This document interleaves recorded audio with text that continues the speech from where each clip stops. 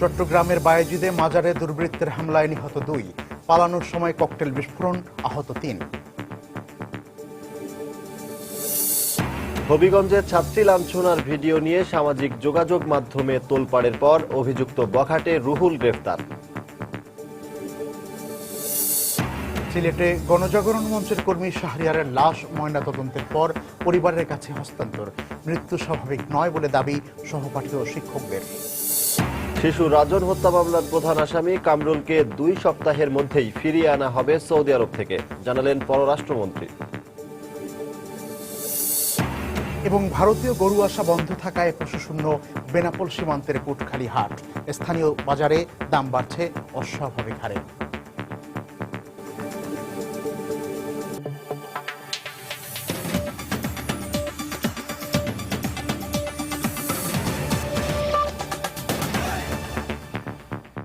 বাংলার সময়ের সঙ্গে আছি আমি মিজানুর রহমান কবির এবং আমি সজল দাস।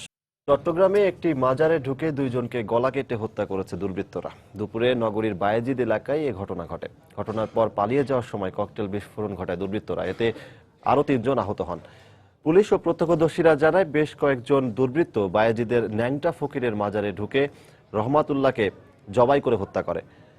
এ সময় কাদের নামের স্থানীয় এক যুবক ঘটনাটি দেখে ফেলায় তাকেও জবাই করে হত্যা করা হয়। পরে এলাকাবাসী দুর্বৃত্তদের ধরতে ধাওয়া দিলে তাদের লক্ষ্য করে বেশ কয়েকটি ককটেল বিস্ফোরণ ঘটায় তারা। এতে গুরুতর আহত 3 জনকে উদ্ধার করে চট্টগ্রাম মেডিকেল কলেজ হাসপাতালে ভর্তি করা হয়েছে। এদিকে অপরাধীদের ধরতে ঘটনার কারণ খতিয়ে দেখা হচ্ছে বলে জানিয়েছে পুলিশ।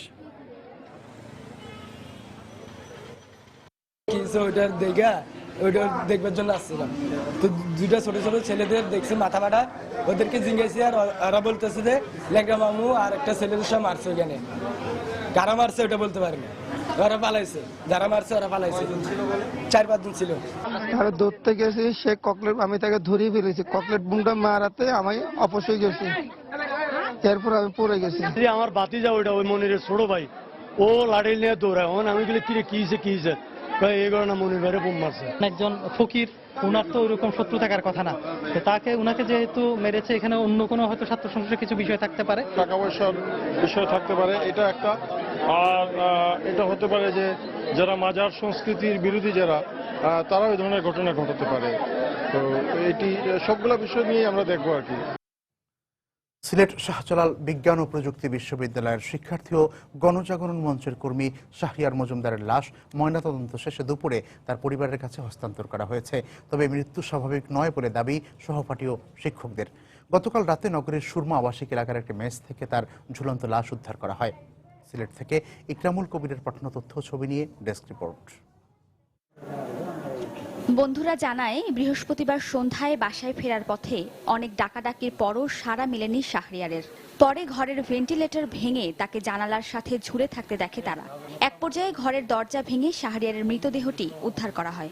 ভেন্টিলেটর ভেঙে ভিতরে টর্চ দিয়ে দেখার চেষ্টা করলো, পরে দেখা গেল যে জানালার গ্রিলের সাথে ঝুলে আছেন। তো ওইটুক উচ্চতায় তো ঝুলে সুইসাইড করা সম্ভব না। হত্যার হুমকি ওটা অনেক আগে গণজাগরণ মঞ্চের সময়ে ওনার কাছে কাফনের কাপড় পাঠানো হয়েছিল। শাহরিয়ার মজুমদার শাহজালাল বিজ্ঞান ও প্রযুক্তি বিশ্ববিদ্যালয়ের আর্কিটেকচার বিভাগের শেষ বর্ষের ছাত্র ছিল। সদা হাস্যোজ্জ্বল উদ্যমী এই শিক্ষার্থীর এভাবে মৃত্যু সহজভাবে নিতে পারছেন না কেউই। শাহরিয়ার গণজাগরণ মঞ্চ 2013 সালের ফেব্রুয়ারি থেকে সে অ্যাক্টিভ ছিল এবং শাহজালাল ইউনিভার্সিটিতে একজন অন্যতম সংগঠক ছিল গণজাগরণ মঞ্চের। সার্চ থেকে যারা আসতো তাদেরকে নিয়ে আসতো। শাহরিয়ারের যে মানে ব্যক্তিগতভাবে যে তার স্ট্রংনেস যেটা ছিল আর কি, সেই জায়গাটা, সেটার সাথে যদি এটা বলা হয় আত্মহত্যা, তাহলে সেটা আসলে মেনে নেওয়া যাচ্ছে না। আবার হত্যা বললেও সেটাও কারণ অনুসন্ধান করা দরকার। হাসি খুশি ছেলে কেন এইভাবে সুইসাইড করবে? এটাও সত্যি যে সে খুব ছিল, সব রকম পজিটিভ জেনে গণজাগরণ মঞ্চ, মুক্তিযুদ্ধ, আমাদের ইউনিভার্সিটিতে বিশাল একটা আলপনা আঁকা হয়েছিল। সে আলপনা আঁকার সময় সে একটা খুব গুরুত্বপূর্ণ ভূমিকা রেখেছিল। কষ্টটা আমাদের অনেক বেশি আসলে। সে তো বড় সড়ো একটা ছেলে, কিন্তু যেখান থেকে সে সুইসাইড করার জন্য একটা বেল্ট দিয়ে বেঁধেছে, সে জায়গাটা খুবই নিচু, তাই না? কাজেই জানালা গ্রিল থেকে দেখে আমাদেরও সন্দেহ হয়, আমাদের মনে হয় যে কি ব্যাপার, এটা কেমন করে হইল। তবে এই মৃত্যুকে মেনে নিয়ে কারো ওপর কোনো অভিযোগ নেই বলে জানান শাহরিয়ারের চাচা। কিভাবে ওর মৃত্যু হয়েছে সে উপরওয়ালাই জানেন, আমরা জানি না। আমরা কাহাকেও দোষী করি না, কাহার প্রতি কোনো সন্দেহ নাই। এই ঘটনায় তদন্ত শুরু করেছে পুলিশ। আমি হত্যাকাণ্ড তো বলতে পারবো না, মৃত্যুর সঠিক কারণ নির্ধারণের জন্য আমরা এই মর্গে প্রেরণ করছি, শুরুতাল রিপোর্ট প্রস্তুত করা হয়েছে এবং ময়নাতদন্ত সম্পন্ন হয়েছে। আমার রিপোর্ট না আসা পর্যন্ত আমি এই ব্যাপারে কোনো কিছু বলতে পারবো না। শুক্রবার দুপুরে লাশ ময়নাতদন্তের পর হস্তান্তর করা হয় পরিবারের কাছে। এ সময় কান্নায় ভেঙে পড়েন স্বজন ও সহপাঠীরা। সময় সংবাদ, সিলেট। হবিগঞ্জে ছাত্রী লাঞ্ছনার ভিডিও নিয়ে সামাজিক যোগাযোগ মাধ্যমে তোলপাড়ের পর অবশেষে গ্রেফতার হলো অভিযুক্ত রুহুল। সকালে তাকে গ্রেফতার করা হয়। পুলিশ জানায় গত ২৬ আগস্ট বিকেলে স্কুল থেকে বাড়ি ফেরার পথে শহরের রাজানগর এলাকায় এক শিক্ষার্থীর পথ রোধ করে একই এলাকার রুহুল। এ সময় স্থানীয়দের সামনে তাকে মারধর করা হয়। পরে মোবাইলে সেই ছবি ধারণ করে ফেসবুকের মাধ্যমে ছড়িয়ে দেয় ছেলেটি। এরপরই পুরো এলাকায় উত্তেজনা ছড়িয়ে পড়ে। এ ঘটনার পর থেকেই রুহুল ও তার পরিবার পালিয়ে যায়। পরে আজ সকালে সদর উপজেলার রিছি গ্রাম থেকে তাকে গ্রেফতার করে পুলিশ। এর আগে মেয়েটির বাবা বাদী হয়ে রুহুলের নাম উল্লেখ করে এবং অজ্ঞাত আরও 4 জনকে আসামি করে সদর থানায় একটি মামলা দায়ের করেন। এদিকে এই ঘটনার প্রতিবাদে দুপুরে শহরের সাইফুর রহমান হলের সামনে মানববন্ধন করে সচেতন নাগরিক সমাজ।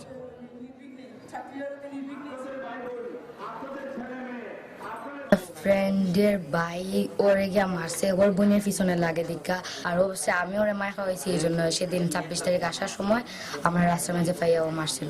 একটা মেয়ে দাঁড়াইল আমার মেয়ের সাথে, এবার আমার মেয়ের সাথে তো বাইরে, তখন আমার মেয়ের সরাই উড়াইয়া এবারে কইতাছে কত হৃদয় বাপেরে দিয়ে আমার মার খাবাইছ, আমি এ তোর হৃদয় বাপের হাত কাটটাই না তোর হাতে দিমো, যেদিন সেদিন আমার নাম রুলাবে।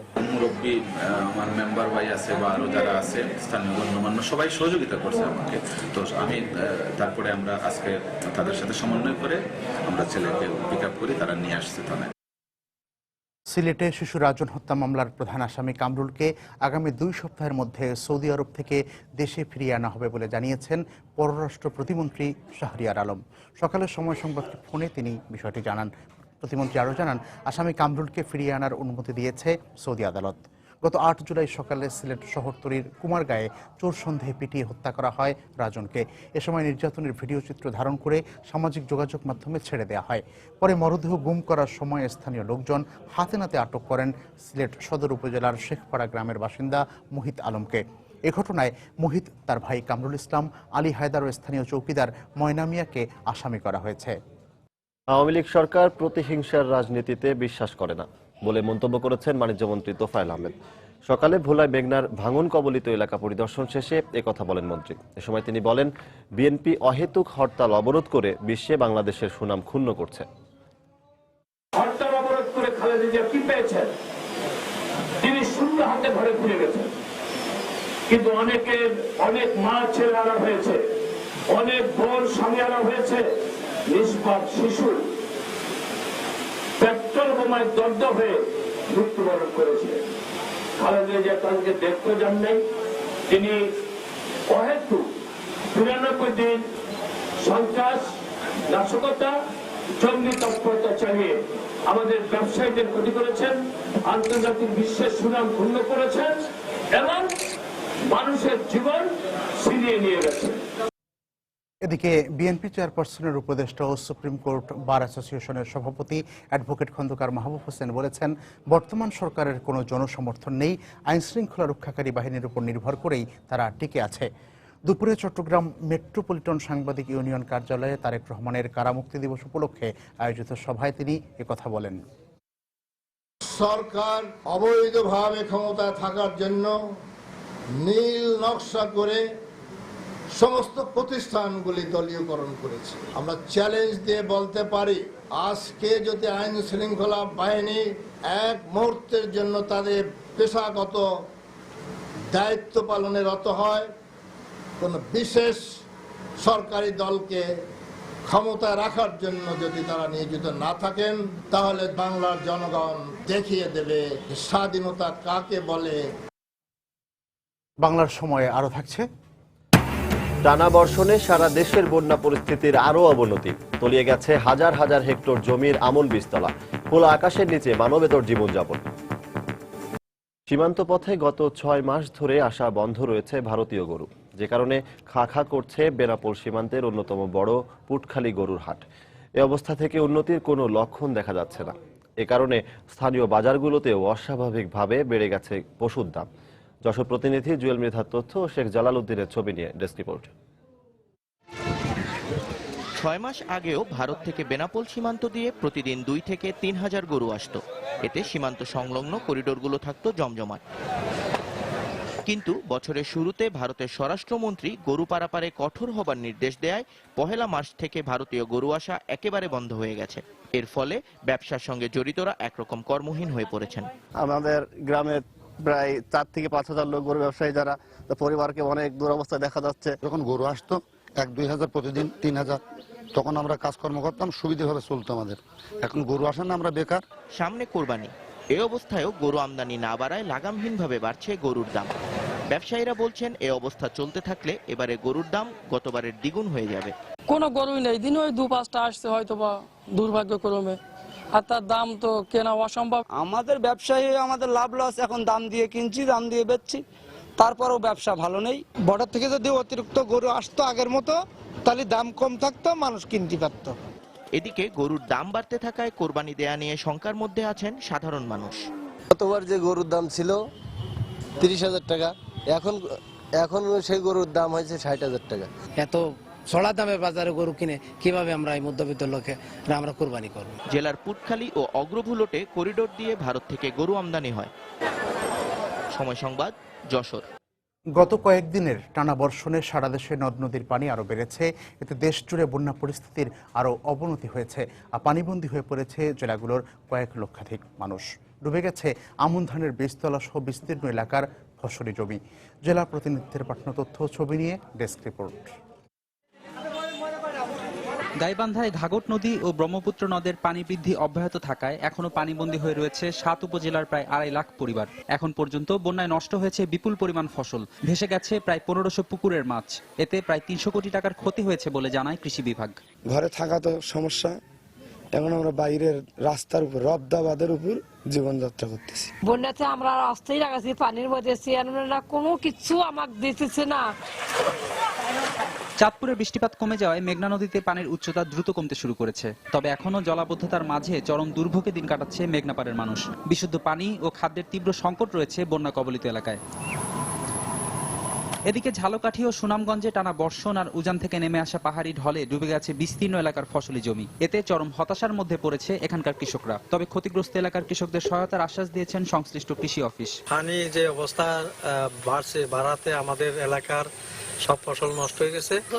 আমরা সামনে বাঁচাই আর সামনে আমরা চলি, চলবার মতো কোনো পথ নাই। বন্যার পরপরে যাতে কৃষকগণ তাদের ইনকামের যে আবাদটা আছে এটা পুষিয়ে নেওয়ার জন্য তারা নাবি জাতের যে আমাদের যে কিছু ভ্যারাইটি আছে বা স্থানীয় জাতের কিছু ধান আছে, এগুলো যদি তারা আবাদ করে তাহলে তারা যেটা পুষিয়ে নিতে পারবে। এদিকে বগুড়া ও কুড়িগ্রামে নদ নদীর পানি বিপদসীমার বেশ কয়েক সেন্টিমিটার উপর দিয়ে প্রবাহিত হচ্ছে। এতে বন্যা কবলিত এলাকার মানুষ উঁচু উঁচু সড়কগুলোতে আশ্রয় নিচ্ছে। খোলা আকাশের নিচে খাবার ও বিশুদ্ধ পানির অভাবে দিন কাটাচ্ছে তারা। বাড়ি ঘরদের তো সেই রকম পানি হয়ে গেছে, থাকার কোনো পথ নেই। খাটের উপর পানি, এখন রান্না করে খাওয়ার কোনো ব্যবস্থা নাই। তারপরে চাউল ধান সব ভেসে আছে। এছাড়া শরীয়তপুর ও নীলফামারীতে এখনো নামতে শুরু করেনি বন্যার পানি। কাজকর্ম না থাকায় খাদ্যের অভাবে দুর্ভোগে পড়েছে এসব এলাকার শ্রমজীবী মানুষ। ফেরদৌস নির্ঝর, সময় সংবাদ। বিভাগীয় শহরগুলোতে হাইকোর্টের সার্কিট বেঞ্চ স্থাপনের আগে তা নিয়ন্ত্রণ, আর্থিক সঙ্গতি ও বিচারকের সংখ্যা সহ বিভিন্ন দিক বিবেচনা করা জরুরি বলে মন্তব্য করেছেন প্রধান বিচারপতি এস.কে. সিনহা। সকালে চট্টগ্রাম সার্কিট হাউসে আয়োজিত এক আলোচনা সভায় তিনি কথা বলেন।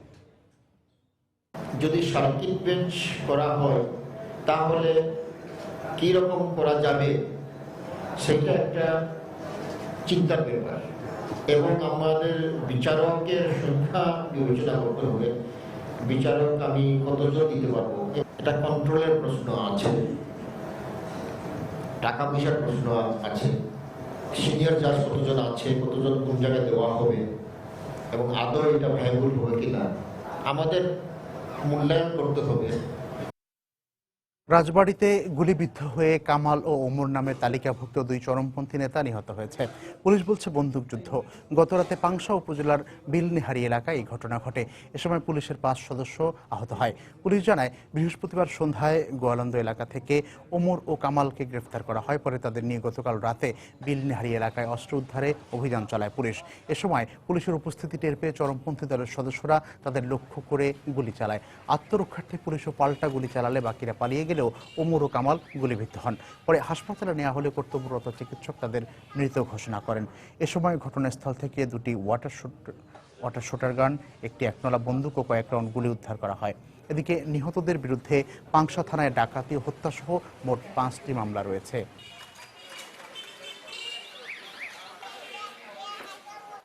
বেঁধে দেওয়ার সময় কয়েক দফায় শেষ হলেও ট্যানারির কারখানা ভবন নির্মাণে গতি আসেনি সাভারের চামড়া শিল্পনগরীতে। প্রকল্প এলাকায় এখনও খালি পড়ে আছে অনেক প্লট। মাত্র কয়েকটি ট্যানারি প্রাথমিকভাবে শেষ করেছে একতলা ভবন নির্মাণ। যদিও মালিকপক্ষ বলছে দ্রুত সিইটিপি প্রস্তুত বা সহজ শর্তে ঋণ না দেয়া হলে হাজারীবাগ থেকে ট্যানারি স্থানান্তর অসম্ভব। জুবাইর ফয়সালের রিপোর্ট। হাজারীবাগ থেকে সব ট্যানারি সরিয়ে নিতে সরকারের দেয়া বর্তমান সময়সীমা শেষ হয়েছে চলতি বছরের 30 জুন। 2 মাস পার হয়ে গেলেও তেমন কোনো অগ্রগতি হয়নি সাভারের শিল্পনগরীতে। কয়েকটি ট্যানারির নামমাত্র কাজ শুরু করলেও তা সীমাবদ্ধ শুধুমাত্র সীমানা দেয়াল তৈরির মধ্যে। প্রকল্প ঘুরে দেখা যায় 155টি ট্যানারির মধ্যে মূল কারখানা ভবন তৈরি হয়েছে মাত্র 35টির। কমপক্ষে 2 তলা ভবন নির্মাণ করতে পেরেছে মাত্র 9টি ট্যানারি। তবে কি শুধুই প্লটের মালিকানা রক্ষার উদ্দেশ্যে কাজে হাত দিয়েছেন ট্যানারি মালিকরা? এমন প্রশ্নে কিছুটা কৌশলী উত্তর তাদের। নিজেদের সীমাবদ্ধতাকে অস্বীকার না করলেও প্রকল্পটি চালু না হওয়ায় সরকারেরও দায় রয়েছে বলে মনে করছেন তারা। যদিও কাজের অগ্রগতি আশা অনুরূপ হয় নাই, তবে সরকার তারও পিছনে চলে গেছে। সরকারের যেটা ওই সিটিবি যেটা মেইন জিনিস আমাদের অর্ধেকও হয়নি। সেটা 3 ফিট থেকে 4 ফিট নিচে গেলে পানি এসে যায়, যার কারণে আমাদের কাজের একটু দীর্ঘদিন। গভর্নমেন্টের কোনো সহযোগিতা আমরা পাচ্ছি না এই ক্ষেত্রে অ্যাটলিস্ট, কারণ এটা আমরা না লোন নিতে পারছি এটার এগেনস্টে, না এটার মধ্যে মানে কোনো কিছু সরকারিভাবে কোনো সহযোগিতা করা হচ্ছে। তবে ট্যানারি স্থানান্তর না হয় মালিক পক্ষেরও কিছুটা গাফিলতি ছিল বলে জানিয়েছেন সরকারের নদী দূষণ ও দখল রোধ কমিটির আহ্বায়ক নৌ পরিবহন মন্ত্রী শাহজাহান খান। মালিক পক্ষের একটু অস্বীকৃতিও কিছুটা ছিল, একটু বলতে গেলে মৌন অস্বীকৃতি। তবে তারা পরবর্তীতে বিষয়টা উপলব্ধি করতে পেরেছে। হাজারীবাগে আমরা গিয়ে একটা নির্দিষ্ট টাইম আমরা করে দেব, যে এর টাইমের পরে আর কেউ এখানে থাকতে পারবে। 2003 সালে অনুমোদনের পর নানা জটিলতায় দফায় দফায় মেয়াদ বেড়েছে প্রকল্পটির। সমান্তরালে বেড়েছে নির্মাণ ব্যয়ও। এই অবস্থায় শিগগিরই শিল্পনগরী চালু না হলে আন্তর্জাতিক বাজারে দেশের চামড়া শিল্পের গ্রহণযোগ্যতা হারানোর আশঙ্কা থেকেই যাচ্ছে। হাজারীবাগ থেকে হরিণধরা যাচ্ছে যাবে করেই পার হয়েছে 1 যুগেরও বেশি সময়, কিন্তু এখনো আলোর মুখ দেখেনি চামড়া শিল্পনগরী প্রকল্পটি। একদিকে সরকার যেমন পারেনি ঠিক সময়ে সিইটিপি তৈরি করে দিতে, অন্যদিকে মালিকপক্ষ নিয়েছে ধীরে চলনীতি। তাই আপাত দৃষ্টিতে ট্যানারির দূষণ থেকে খুব সহজেই মুক্তি মিলছে না রাজধানীর কয়েক লাখ মানুষের। জুবাইর ফয়সাল, সময় সংবাদ, হেমায়তপুর, ঢাকা। ভারী বর্ষণে রেলপথ নাজুক হয়ে পড়ায় দুর্ঘটনা এড়াতে গত 22 আগস্ট থেকে কুড়িগ্রাম রমনা বাজার রুটের ট্রেন চলাচল বন্ধ রয়েছে। এতে চরম দুর্ভোগে পড়েছেন কুড়িগ্রামের 4 উপজেলার মানুষ। এ অবস্থায় দ্রুত ট্রেন চলাচলের পদক্ষেপ নেওয়ার দাবি জানিয়েছেন স্থানীয়রা। আর রেল কর্তৃপক্ষ বলছে দ্রুত মেরামত করে ট্রেন চালু করা হবে। মমিনুল ইসলাম মঞ্জুর তথ্য ও রবিউল ইসলামের ছবি নিয়ে ডেস্ক রিপোর্ট। অতিবৃষ্টিতে কুড়িগ্রামের 48 কিলোমিটার রেলপথের বেশ কয়েকটি স্থানের মাটি সরে গেছে। এতে নাজুক হয়ে পড়েছে রেলপথ। আর তাই বড় ধরনের দুর্ঘটনা এড়াতে গত 22 আগস্ট থেকে জেলার কুড়িগ্রাম স্টেশন থেকে রমনা বাজার পর্যন্ত 28 কিলোমিটার এলাকা ট্রেন চলাচল বন্ধ করে দিয়েছে কর্তৃপক্ষ। এতে বিপাকে পড়েছেন দূরপাল্লার যাত্রী সহ ব্যবসায়ী ও শিক্ষার্থীরা। আর বেকার হয়ে পড়েছেন পাঁচপীর, উলিপুর ও বালাবাড়ি সহ 4টি স্টেশনের শ্রমিকরা। আমরা গরিব দুঃখী মানুষ, ট্রেনে চলাচল করি, খরচ খুব কম। এই ট্রেনটা বন্ধ হওয়ার ফলে আমাদের এখন অনেক দুর্ভোগ ভুগতে হয়। আমি হলুদের ব্যবসা করি, ট্রেন তো বন্ধ, কুড়িগ্রাম থাকি আর এদিকে আসে না। এখন মনে করো আমরা কি করি, ব্যবসা করি, কি করি বাসি। আমার মাল উবেই নামাই উঠেই আনলোডিং লোডিং সবাই বন্ধ। আমরা এখন বেকার হয়ে পড়ি আছি। এই অবস্থায় জনস্বার্থের কথা বিবেচনা করে রেলপথের ক্ষতিগ্রস্ত অংশ দ্রুত মেরামতের দাবি জানিয়েছেন স্থানীয় এ জনপ্রতিনিধি। আমরা কর্তৃপক্ষকে অনুরোধ করেছি অতি দ্রুত রেল লাইনটি মেরামত করে ট্রেনটি চালু করে এখানকার দরিদ্র লোকজনের চলাচলের একটা ব্যবস্থা করার জন্য আমরা আবেদন জানিয়েছি। অবশ্য রেলপথ বিভাগ বলছে দ্রুত মেরামত করে চালু করা হবে রেল চলাচল। বর্তমানে নির্মাণ কাজের মেরামত কাজের জন্য আমরা চেষ্টা করতেছি, কিন্তু বৃষ্টির কারণে একটু ব্যাহত হচ্ছে। তবে অতি শীঘ্রই আমরা মেরামত সম্পন্ন করে ট্রেন চালু করার ব্যবস্থা করব। প্রতিদিন কুড়িগ্রাম রমনাবাজার রুটে উলিপুর, চিলমারি, রৌমারী ও রাজীবপুর উপজেলার প্রায় 1,500 মানুষ যাতায়াত করে। সময় সংবাদ, কুড়িগ্রাম। জনগণের সেবা করাই আওয়ামী লীগ সরকারের বৈশিষ্ট্য বলে মন্তব্য করেছেন কৃষিমন্ত্রী মতিয়া চৌধুরী। সকালে তার নির্বাচনী এলাকা শেরপুরের নালিতাবাড়ী উপজেলার পরিষদে এক অনুষ্ঠানে তিনি এ মন্তব্য করেন। সরকারি দান অনুদান আপনাদের কাছে হিসাব দেওয়া দিনের আলোতে বুঝাই দিই, এবং যে যেটা পান সেটা নিয়ে যান সবার সামনে। আমরা রাত্রের কোনো কারবার করি না, মানুষের সঙ্গে গোপনে বিশ্বাস করে কোনো কারবার করি না।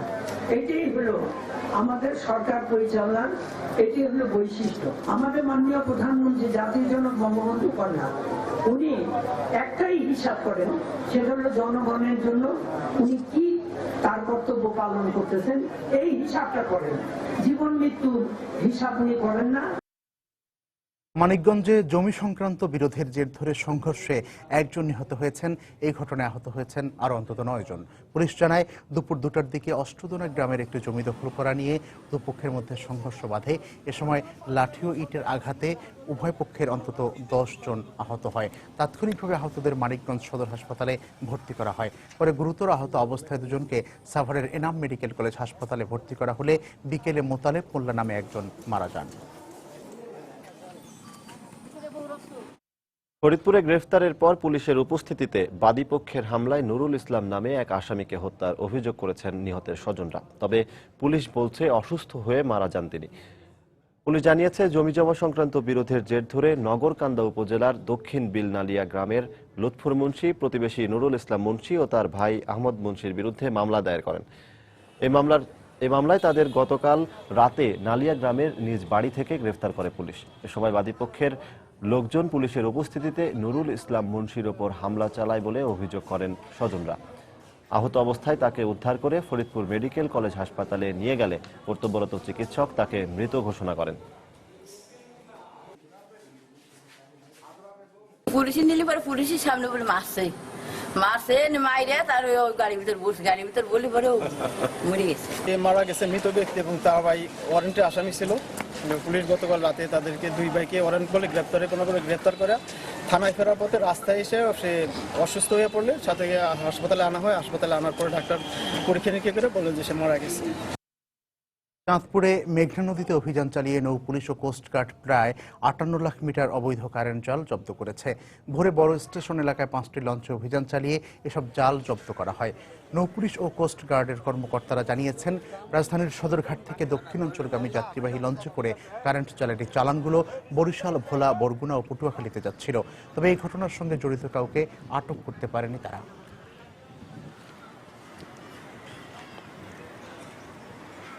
দুর্যোগপূর্ণ আবহাওয়ার মধ্যে অবতরণের সময় রানওয়ে থেকে ছিটকে পড়ে সৈয়দপুরে বিমানবন্দরে দুর্ঘটনার শিকার হয়েছে ইউএস বাংলা এয়ারলাইন্সের একটি বিমান। তবে এ ঘটনায় কেউ হতাহত হননি। ইউএস বাংলা এয়ারলাইন্সের স্টেশন ম্যানেজার রাকিব মোস্তাকিম জানান, সকালে ঢাকা থেকে ছেড়ে আসা বিমানটি 74 জন যাত্রী নিয়ে 7টা 45 মিনিটে সৈয়দপুর বিমানবন্দরে অবতরণ করে। এ সময় রানওয়ে থেকে বিমানটি ছিটকে পড়ে নিচু জমিতে নেমে যায়। প্রচণ্ড ঝাঁকিতে আতঙ্কগ্রস্ত হয়ে পড়েন বিমানের যাত্রীরা।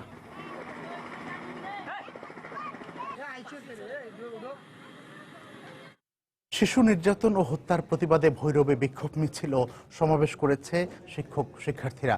সকালে স্থানীয় রেলওয়ে উচ্চ বিদ্যালয়ের সামনে থেকে একটি বিক্ষোভ মিছিল নিয়ে বিভিন্ন সড়ক ঘোরেন তারা। এ সময় ব্যানার ও প্ল্যাকার্ড নিয়ে অংশ নেয় কাকুলি খেলাঘর সহ স্থানীয় বিভিন্ন শিক্ষা প্রতিষ্ঠানের শিক্ষার্থীরা। পরে শহীদ মিনার এলাকায় অনুষ্ঠিত সমাবেশে দেশব্যাপী শিশু নির্যাতন হত্যা বন্ধে সবাইকে সোচ্চার হওয়ারও আহ্বান জানানো হয়।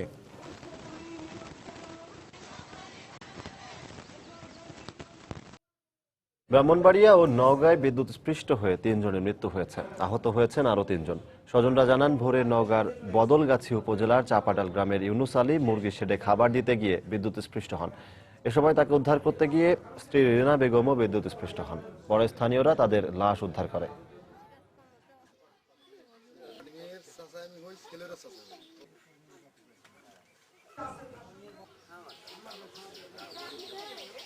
এদিকে সকালে ব্রাহ্মণবাড়িয়ার নবীনগর উপজেলার কিশোরপুর গ্রামের একটি খালের ওপর ঝুলে থাকা বিদ্যুতের তার জড়িয়ে ইটভাটার এক শ্রমিকের মৃত্যু হয়েছে। এ সময় তার সঙ্গে থাকা আরও 3 সহকর্মী আহত হন। তাদের উদ্ধার করে নবীনগর স্বাস্থ্য কমপ্লেক্সে ভর্তি করা হয়েছে। জাতির জনক বঙ্গবন্ধু শেখ মুজিবুর রহমানের ৭ মার্চের ভাষণে উদ্বুদ্ধ হয়ে 1971 সালের ২ নম্বর সেক্টরের অধীনে মুক্তিযুদ্ধে অংশ নিয়ে শহীদ হন কুমিল্লার বরুড়া উপজেলার বীর মুক্তিযোদ্ধা রজ্জব আলী সর্দার। স্বাধীনতার ৪৩ বছর পেরিয়ে গেলেও মুক্তিযোদ্ধা হিসেবে আজও স্বীকৃতি পাননি তিনি, আর মুক্তিযোদ্ধা পরিবারের কোনো স্বীকৃতিও পায়নি তার পরিবার। এ অবস্থায় মুক্তিযোদ্ধা হিসেবে সরকারি স্বীকৃতির আবেদন জানিয়েছেন তার ছেলে হাজী ওহিদ সর্দার। আমার এলাকার থানা কমান্ডার, জেলা কমান্ডার, ইউনিয়ন কমান্ডার এবং জেলা প্রশাসক, মাননীয় জেলা প্রশাসক, মাননীয় এমপি মহোদয়, মাননীয় মন্ত্রী মহোদয় সবাই আমার পক্ষে ডিজিএফআই সহ রিপোর্ট দিয়া মন্ত্রণালয় পাঠাচ্ছে দুইবার করে, তত্ত্বাবধায়ক সরকার আমল, বর্তমান সরকার আমলও, কিন্তু এখনো পর্যন্ত আমার আব্বার গেজেটটা হচ্ছে না। 1971 সালে যুদ্ধ অংশগ্রহণ করে আমাদেরকে রেখে চলে গেলেন, আর বাবা ফিরে আসলেন না। আমি কি আমার আব্বার তো পাইবই না, আমার আব্বার স্বীকৃতিটা পেয়েও কি মরতে পারবো না? মাননীয় প্রধানমন্ত্রী, আপনার দৃষ্টি আকর্ষণ করছি, আমাকে এই ব্যাপারে মাননীয় মুক্তিযোদ্ধা মন্ত্রীকে নির্দেশ দেওয়ার জন্য আপনাকে অনুরোধ করছি। ঠাকুরগাঁওয়ে 1971-এর বীরাঙ্গনা ও বিধবাদের মাঝে নগদ অর্থ ত্রাণ সামগ্রী বিতরণ করেছে গীতা সংঘ বাংলাদেশ নামে একটি সংগঠন। সকালে ঠাকুরগাঁও সার্কিট হাউসে হলরুমে সদর উপজেলার 51 জন বিধবা ও বীরাঙ্গনাকে নগদ টাকা, শাড়ি ও খাদ্য সামগ্রী বিতরণ করা হয়। এ সময় সংরক্ষিত মহিলা আসনের সংসদ সদস্য সেলেনা জাহান রিটা, জেলা প্রশাসক মুকেশ চন্দ্র বিশ্বাস ও জেলা মুক্তিযোদ্ধা কমান্ডার জিতেন্দ্রনাথ রায় সহ সংগঠনটির নেতারা উপস্থিত ছিলেন। ব্রাহ্মণবাড়িয়ার আশুগঞ্জ অঞ্চলে 1971 সালে বেশ কয়েকটি যুদ্ধ সংঘটিত হয়েছে। আশুগঞ্জের যুদ্ধের সেই স্মৃতি ধরে রাখতেই মিত্রবাহিনী স্মরণে একটি স্মৃতিস্তম্ভ তৈরি করা হবে বলে জানিয়েছেন মুক্তিযুদ্ধ বিষয়ক মন্ত্রী আকমা মোজাম্মেল হক। দুপুরে ব্রাহ্মণবাড়িয়ার আশুগঞ্জ গোল চত্বর এলাকায় নির্মিতব্য স্মৃতিস্তম্ভের সম্ভাব্য স্থান পরিদর্শন শেষে সাংবাদিকদের তিনি একথা বলেন। আশুগঞ্জের এই স্মৃতিটা চিরজাগরুক রাখার জন্য এখানে যদি আমরা আমাদের সৈন্যদের, মিত্রবাহিনীর উদ্দেশ্যে আমরা একটা স্মৃতিস্তম্ভ করি, তাহলে তাদেরকে একভাবে যেমন সম্মানিত হবে, যারা জীবন উৎসর্গ করেছে সেই সমস্ত শহীদদের কথা যেমন থাকবে, একইভাবে আশুগঞ্জের জনগণ বা এই এলাকাবাসীর যে বীরত্বপূর্ণ গৌরব উজ্জ্বল ভূমিকা পালন করেছেন মহান মুক্তিযুদ্ধে, সেই স্মৃতিটাও জীবন্ত থাকবে। জাতির জনক বঙ্গবন্ধু শেখ মুজিবুর রহমান হত্যা মামলার অন্যতম আসামি সাবেক ক্যাপ্টেন আব্দুল মাজেদের ঘরবাড়ি সহ সম্পত্তি আদালতের নির্দেশে বাজেয়াপ্তের পর দখলে নিয়েছে ভোলার জেলা প্রশাসন। দীর্ঘ 40 বছর পর আত্মস্বীকৃত এই খুনের সম্পত্তি দখলে নেয় সন্তোষ প্রকাশ করে তাকে দেশে ফিরিয়ে আনার দাবি জানিয়েছেন স্থানীয়রা। এদিকে বাজেয়াপ্ত সম্পত্তি মুক্তিযোদ্ধাদের পুনর্বাসনে বরাদ্দের দাবি মুক্তিযোদ্ধা সংসদের, তবে আইনি প্রক্রিয়ায় সম্পত্তি ব্যবহারের কথা জানিয়েছেন জেলা প্রশাসক। নাসিরউদ্দিন রিটনের তথ্য, উৎপল দেবনাথের ছবি নিয়ে ডেস্ক রিপোর্ট। 1975 সালের 15 আগস্ট ধানমন্ডির 32 নম্বর রোডের বাড়িতে কিছু বিপদগামী সেনার হাতে শহীদ হন জাতির জনক বঙ্গবন্ধু শেখ মুজিবুর রহমান ও শিশুপুত্র রাসেল সহ পরিবারের 21 জন। ইতিহাসের জঘন্যতম এই হত্যাকাণ্ডের দীর্ঘ 21 বছর পর 1996 সালে 27 জনকে আসামি করে মামলা করা হয়। এরপর 2001 সালের 30 এপ্রিল উচ্চ আদালত 12 জনকে মৃত্যুদণ্ডাদেশ দেন। এদের মধ্যে মৃত্যুদণ্ডপ্রাপ্ত অন্যতম আসামি সাবেক ক্যাপ্টেন আব্দুল মাজেদ বিদেশে পলাতক থাকায় তার সম্পত্তি জব্দের নির্দেশ দেন আদালত। এই নির্দেশের প্রেক্ষিতে চলতি বছরের 18 আগস্ট ভোলার বোরহানুদ্দিনের কুতুবা, বাটামারা ও কুড়ালিয়া মৌজার বাড়িঘর সহ 13 একর 16% জমি বাজেয়াপ্ত করা হয়। এরপরই স্থানীয় প্রশাসন দখলে নেয় সেই সম্পত্তি।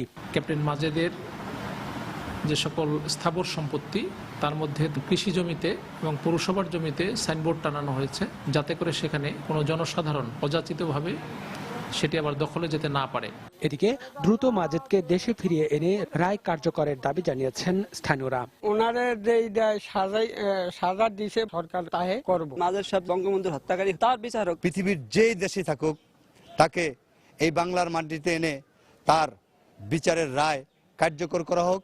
অন্যদিকে বাজেয়াপ্তকৃত জমিতে মুক্তিযোদ্ধাদের পুনর্বাসনের দাবি জানিয়েছে স্থানীয় মুক্তিযোদ্ধা সংসদ। প্রশাসনের কাছে অনুরোধ জানাবো, এই জমিটা যেন মুক্তিযোদ্ধাদের বাড়ি 5তলা ভবন নির্মাণের কথা আছে, সেহেতু সেই জমিটা দেওয়ার জন্য আমি সমিতির অনুরোধ জানাবো। তবে জেলা প্রশাসন বলছে আদালতের নির্দেশনা অনুযায়ী এ ব্যাপারে প্রয়োজনীয় ব্যবস্থা নেওয়া হবে। এগুলো কিভাবে সরকারের কাজে লাগানো যায়, আমরা সরকারের ঊর্ধ্বতন কর্তৃপক্ষের সাথে পরামর্শক্রমে এই জমিসমূহের সর্বোচ্চ ব্যবহার নিশ্চিত করার লক্ষ্যে কাজ করছি। বঙ্গবন্ধু হত্যা মামলায় 5 জনের ফাঁসি কার্যকর হয়েছে, আর আব্দুল মাজেদ সহ পলাতক 6 জনকে দেশে ফেরাতে ইন্টারপোলের সহায়তা চেয়েছে সরকার। সময় সংবাদ, ভোলা। বাংলার সময়ের এ পর্যায়ে শীর্ষ সংবাদগুলো জানিয়ে দিচ্ছি আরেকবার। চট্টগ্রামের বায়েজিদে মাজারে দুর্বৃত্তের হামলায় নিহত 2, পালানোর সময় ককটেল বিস্ফোরণ, আহত 3। হবিগঞ্জে ছাত্রী লাঞ্ছনার ভিডিও নিয়ে সামাজিক যোগাযোগ মাধ্যমে তোলপাড়ের পর অভিযুক্ত বখাটের হুর গ্রেফতার, শাস্তির দাবিতে নাগরিক সমাজের মানববন্ধন। সিলেটে গণজাগরণ মঞ্চের কর্মী শাহরিয়ারের লাশ ময়নাতদন্তের পর পরিবারের কাছে হস্তান্তর, মৃত্যু স্বাভাবিক নয় বলে দাবি সহপাঠী ও শিক্ষকদের। শিশু রাজন হত্যা মামলার প্রধান আসামি কামরুলকে 2 সপ্তাহের মধ্যেই ফিরিয়ে আনা হবে সৌদি আরব থেকে, জানালেন পররাষ্ট্র প্রতিমন্ত্রী। এবং ভারতীয় গরু আসা বন্ধ থাকায় পশু শূন্য বেনাপোল সীমান্তের পুটখালি হাট, স্থানীয় বাজারে দাম বাড়ছে অস্বাভাবিক হারে।